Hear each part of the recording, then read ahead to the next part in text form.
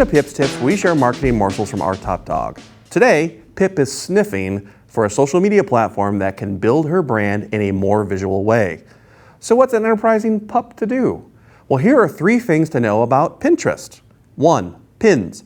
Pins are an image or video that links to your site. Many people associate Pinterest with crafts and decorations, but it's much deeper than that.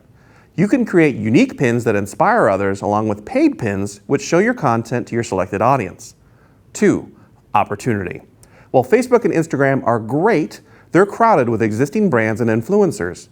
LinkedIn is also good for B2B, but it's less useful to consumers. Pinterest gives you the chance to stand out. 3. Purchase mindset. Nearly 500 million people use Pinterest each month to find ideas and research products. Conversions are easier because users are already looking for solutions to buy. For example, 63% of millennials use Pinterest to discover new products. If you start pinning today, you'll soon be on your way to becoming head of the pack.